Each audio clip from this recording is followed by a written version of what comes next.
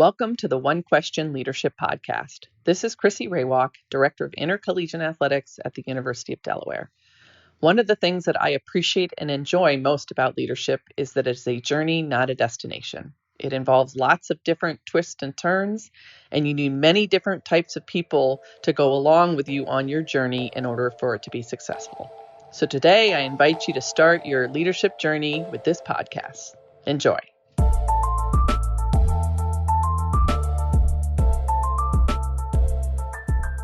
Greetings, this is Ty Brown and welcome to the One Question Leadership Podcast, where we highlight executive and organizational leadership. Be sure to follow us on Twitter and Instagram at 1Q Leadership. Our guest today is Anne-Marie Guglieri. She is the Deputy Director of Athletics at Yale University. Greetings, Anne-Marie. Thanks for joining us. Thanks so much, Ty. It's great to be here with you. Now, you're at Yale. You came over with Vicki Chun. You spent time at Colgate at Dartmouth College. You coached field hockey at Springfield College while you were earning your master's degree. You've been in the industry for almost 15 years. There at Yale, you have sport oversight of football, women's basketball, heavyweight rowing, and women's lacrosse. You're also the chief operating officer, so you have a lot of responsibilities, right? You have a number of people reporting to you. You are sport oversight for a number of different sports. So a lot of that kind of responsibility is what I want to talk to you about today, which is why I'm happy that you're on. Now, this chief operating officer role is defined 1,000 different ways at 1,001 different companies and organizations and departments. So I wonder about how you guys define it there at Yale University in athletics.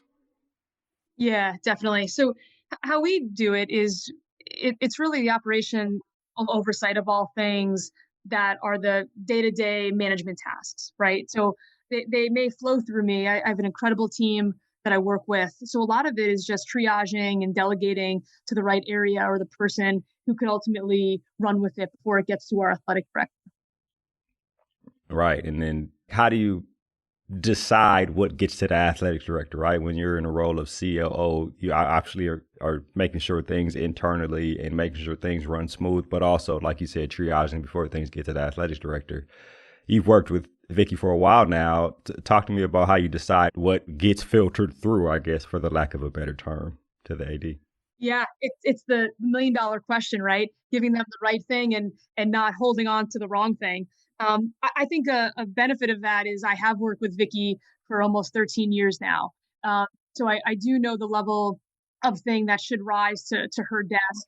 And oftentimes you'd rather be safe than sorry. So there's a lot of things that I may bring to her and say, you may not need to know this, but this is more of a heads up for you, or there is nothing for you to do here. There's no action item for you, but I just want to make you aware. You have to be cognizant that someone in her position is talking to 1,000 different people a day. And you never want her to be caught flat-footed that they are telling her something that she's hearing for the first time. I think that's a vital role of the COO. I'm a big believer in never let your boss open a sealed envelope. A lot of that is if she doesn't ever need to see what's in the envelope, that's good and you're doing your job. But there are things that she is going to need to see and address at her level. But I think it's a fine balance. But I do think I have the benefit, like I said, of working with her for so closely and just knowing sort of her level of intimacy quite well. Yeah, it's pretty important. When I worked at the American Football Coaches Association, the biggest thing I learned, well, one of the biggest things I learned was never let the boss be surprised, right? Never let the boss get caught off guard. And that sounds like exactly what you're saying there. I wonder about the role of Deputy AD and how I pose this question is there a delineation between the operational, I guess, role of COO in athletics, the structurally influential role of Deputy Athletics Director? Do you guys, is there, I guess, in terms of how you are in those two positions, is there a way that you separate the two roles? Are they the same? Or talk to us a little bit about that. Yeah, I think it's a little bit of both. I'm a big believer, title doesn't equate to influence all the time. I seek a lot of advice and input from folks who are much more intimately involved in different areas or specific situations than I am in, So a lot of times if there's something going on that someone in a different area is going to be closest to, it's only a disservice if we don't talk to them and we just focus on those that are higher up. So I really think you have to surround yourself with good people who are willing to tell you the bad news on all levels. And I think it's a fine line for you to not always be easily swayed or easily influenced one way or the other. I think sort of with these roles, you have to really balance both sides and sort of stay as Switzerland as you possibly can until you get the full story. Thinking about the leadership aspect and everything you just said there, right, in terms of working with people and balancing both sides, leadership is something best learned through experience, right? You can learn all the theory and everything you want. And you've been in the industry for almost 15 years now, worked with Vicky for, as you mentioned, 13 years. Was there an aspect of your leadership style or the leadership you had to implement in the role you're in that changed or that you had to adjust when you came over to Yale from Colgate? Yeah, it's a really good question, Ty. I honestly would say my listening has developed.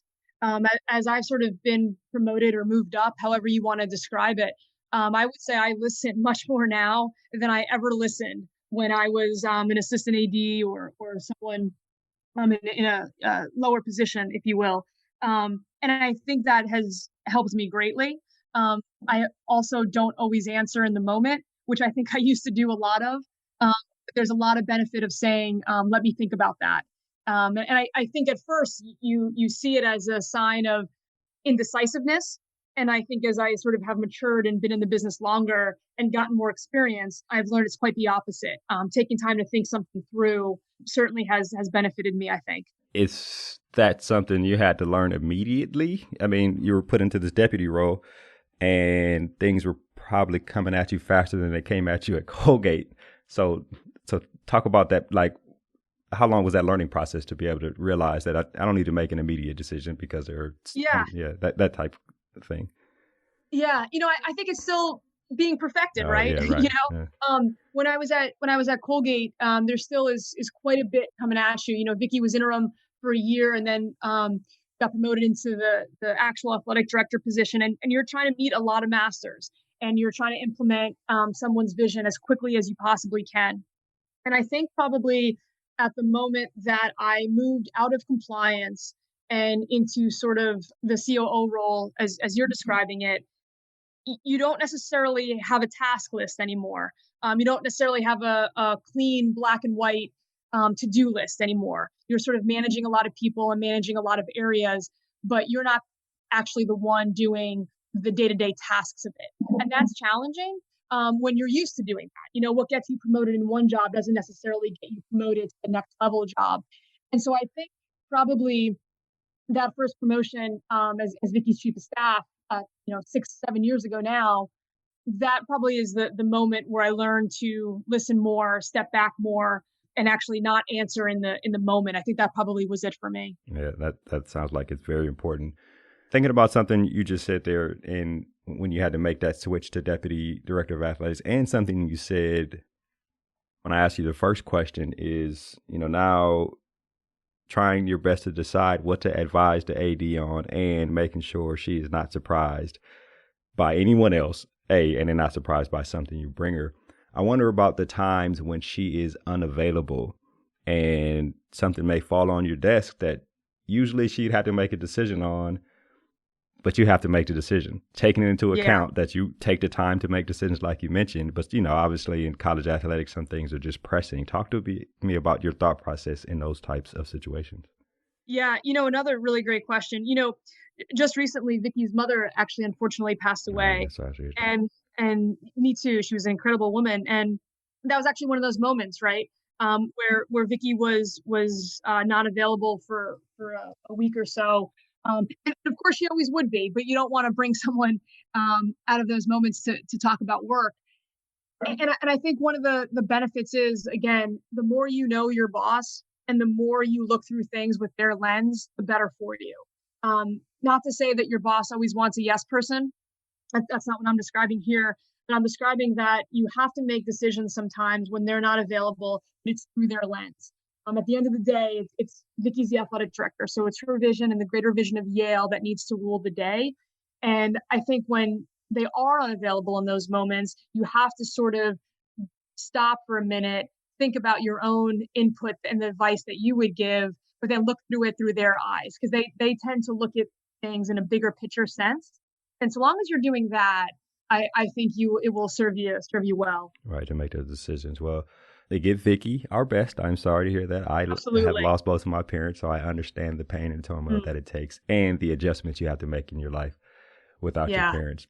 We recently had Kelly Zinn from West Virginia University on. She was with our co-host, Brian Blair, and they're both deputy athletic directors, and they both started in compliance similar to your background in compliance. And one of the things they said was that starting in compliance, you kind of have your hand in everything and understand how everything operates, because compliance is such an integral role in college athletics. I wonder what your take is on that in terms of starting in compliance and now your role as Deputy Athletics Director and COO, and how that beginning in that area has helped you to where you are now.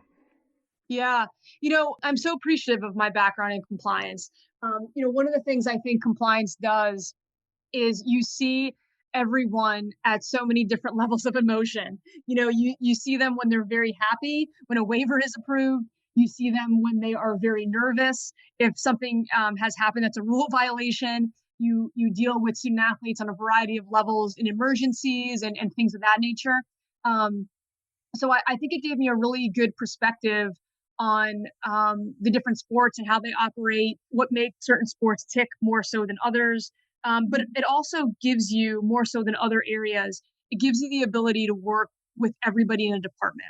So you're working with all of the coaches, but you're also working with alums and donors and admissions and financial aid staff and things of that nature. So I really appreciate the broad base that compliance gives you. I think it's one of the areas that once you have a solid foundation in it, it will serve you well as you advance, because it's always good to have a background in the rules and also the inner workings of the NCAA. I highly encourage people who are starting their career, if they're not going directly into compliance, at least keep your compliance people close to you. You start off in compliance and you worked there for a few years. How hard was it for you to pull yourself away from being in the weeds with compliance to the overview of what you're doing now? Yeah, no, your question is so spot on. I think that's one of the biggest growth adjustments people have to make, and I certainly had to make it. In a position like compliance or event management or facilities, whatever it may be, you are very used to checking boxes off your to-do list. You are very used to doing a set of tasks. And like I said before, what promotes you internally in those areas isn't necessarily what will work to promote you out of those areas. I think when I was moved out of compliance and then oversaw compliance, you do struggle for a little bit, because what helped you so much in advancing was being a taskmaster. And when you advance, you're not so much a taskmaster. You're really managing people, you're managing areas, and you're managing much bigger projects. And so I think that was a big growth for me, a big growth moment where I had to learn that you don't live and die by your to-do list. As much as we like to do that sometimes, you do have to think bigger picture. And I think that was probably one of my hardest adjustments, and one that took the longest. But it's the most important. If you want to get out of doing something day to day, whatever that area may be, and into a higher level administrative position, I think that's something you really have to think about and math to move up. Is there a way to start thinking in that direction while you're still in the day-to-day of any position and you want to move up to a higher level position? Yeah, how I think you do that is I think you think about how your individual decisions are affecting the greater department. And I think when you're in a day-to-day position, you only think about how this will affect me, this will affect compliance, or this will affect event management or facilities or whatever your area may be. But I think the moment you start thinking, how will my decision impact the broader department? How will my decision impact more areas, more groups? That is how you can do that. And when you start thinking like that, that just sort of picks your head up from the weeds and helps you see the horizon a bit more. Yeah, it's interesting. Like in any role in higher education, we're talking about on campus or in athletics, you want to fight for what you need to make sure that the area you are responsible for has the necessities and the resources necessary to be successful, right? And then, as you just mentioned, if you want to start thinking about senior level positions, you have to do that while taking into account what's best for the greater good of the department, of the, of the school or whatever. You mentioned how you navigated this and your thought process as you become a senior leader, but I wonder how you do it when you are leading other people and managing other departments when they are going to fight for what they need and what's best for them. And then you have to somehow allocate decisions and resources so they can all be successful. It's hard. It really is. It's hard to get people to see the bigger picture sometimes when you hire them to be very narrowly focused. You hire the best coaches to be sort of obsessively focused on their program. So it is hard sometimes to try to get them to see the bigger picture. And same with other areas. But I think the more you can talk how everything everybody does affects the greater department, I think people feel inclined to think that way themselves more. I think the more that you have head coaches meetings and division meetings and staff meetings where you're constantly tying everything back to the bigger picture, they may not agree with your decisions when you're allocating resources, but at least they'll understand it. I'm a big believer in transparency and things of that nature. And I think if people understand why you're making a decision, again, it may not be the one that they wanted you to make, but I think they'll respect it much more as opposed to thinking you're in a room by yourself making that call. I think that's a big piece to it. Right. And thinking about what you just said there, if you're in a room and every time you make a decision, you are explaining how that decision affects the whole, you are creating a habit and a thought process for the collective culture of the room, which I think is excellent for people to understand how and why decisions are made. That was an excellent answer.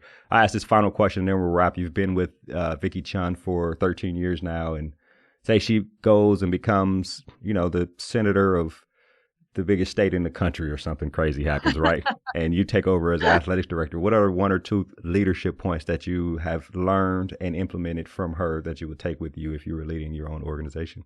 Yeah, it's a great question. The biggest thing Vicki has taught me is people matter. Athletics is not a product business. She'll say that all the time. It's a people business. And if you are not taking care of your personnel, if you're not taking care of your people, if you're not hiring the best people for the organization, you're doing something wrong. She always says, B people hire B people and A people hire A people. So people matter, and surrounding yourself with the best will just make you grow exponentially. Right. Excellent answer. Well, Anne-Marie, this has been an excellent conversation. I really appreciate you joining us here on the One Question Leadership Podcast. Hey, thanks so much, Ty. I appreciate being with you. That was Anne-Marie Guglieri. She is the Deputy Director of Athletics and also serves in the Chief Operating Officer role at Yale University. And of course, this is Ty Brown with One Question. And keep in mind, the role of a leader is to create and maintain an environment that people want to be a part of. And as always, be better tomorrow than you are today.